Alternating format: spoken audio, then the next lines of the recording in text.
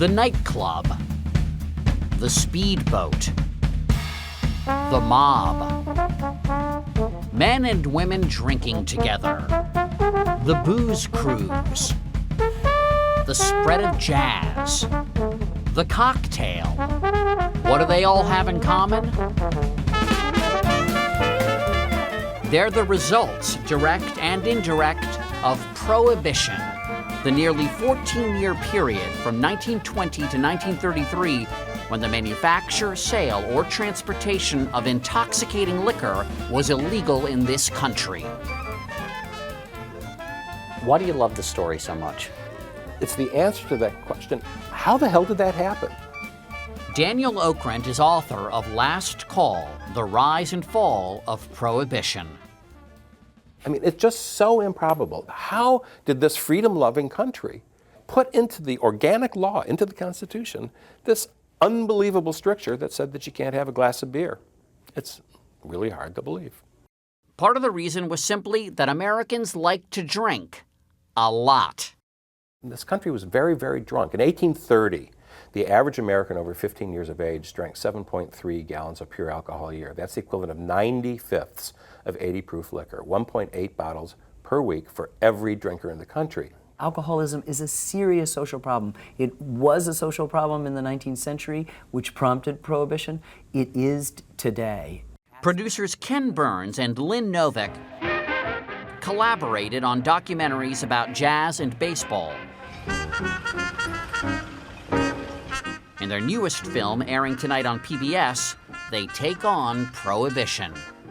It was clear that millions of Americans had now come to support Prohibition for all sorts of reasons.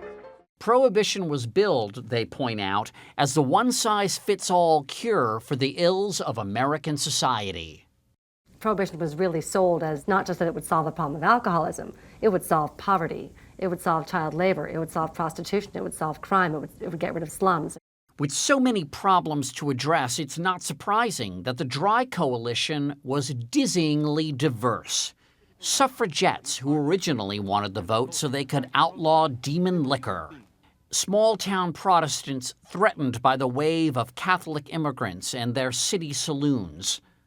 The Ku Klux Klan who exploited the pernicious stereotype of the dangerous black man with a bottle.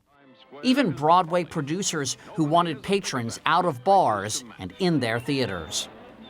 This is sort of the epitome of strange bedfellows. Yeah, if you can imagine a very large bed that accommodates, some guy wearing a KKK uniform, somebody from the Industrial Workers of the World, Jane Addams and J.J. Schubert of the theater chain, that's a very strange set of bedfellows. And is it true that the KKK supported women's suffrage? KKK supported women's suffrage, and the KKK supported it because they knew that women would support Prohibition. Jeez. Geez, that's the story of Prohibition. It's all geez, who knew? Yeah. But who could possibly wrangle this crazy quilt coalition?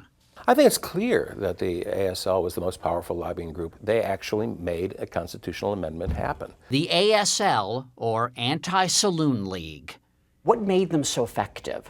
Look, they said to you, I don't care what you think about whether babies ought to be slaughtered or whether we should start wars. We don't care about any of those things at all. You're with us on our one issue. It's one issue. So they weren't party affiliated? They were not party affiliated, and they, in fact, had strong influence, very strong influence in both parties by design. The organization that's most like them today is the NRA. One issue. That's all we care about. And the League's seat of power? Not New York, not Washington, but Westerville, Ohio. So in here was the headquarters of the Anti-Saloon League. Nina Thomas is an archivist at the town's Anti-Saloon League Museum. As you see right here, there's a poster that says the saloon or the boys and the girls. Just that emotion of, would you rather have a saloon or would you rather have your children? The League employed 200 people in a state-of-the-art printing operation that generated 40 tons of propaganda a month. The message was clear. Shall the mothers and children be sacrificed to the financial greed of the liquor trade? It's up to you to decide. Even if the facts sometimes weren't. Do you know one insane person in every 4 owes his insanity to drink? Pivotal to Prohibition's passage, anti-German sentiment fomented by World War I. Schlitz, Pabst, Anheuser-Busch. All of them German. They linked the Germans to the brewers. So people had that kind of in the back of their head that this is un-American. Though the brewers and distillers had vast financial resources, they were inept campaigners. Here's an ad extolling the virtues of beer. The public relations strategy of the Wets, I mean, some of the ads, a baby with a beer stein. Yeah, the brewers wanted to separate themselves from the distillers. They maintained that gin and whiskey, that was horrible, poisonous stuff, whereas our beer was healthy. They actually called it liquid bread.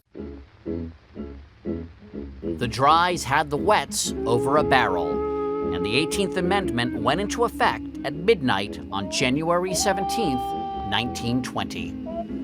After Prohibition became law, how soon was it that it became clear that it wasn't going to work? Well, one could say it didn't work by around 2 a.m. on January 17th. I think that the general feeling was in the first year that it could work and that it was working. But as people found ways to exploit loopholes, as criminality expanded, as the saloons were able to turn themselves into speakeasies and all you need to do was bribe a local cop or judge, these things began to snowball as early as 1921, 1922. Legitimate enterprises were corrupted and respect for the law corroded. Drugstores allowed to dispense medicinal alcohol became virtual liquor stores. The Walgreens chain went from 20 stores to 525. But the ultimate buzzkill for Prohibition?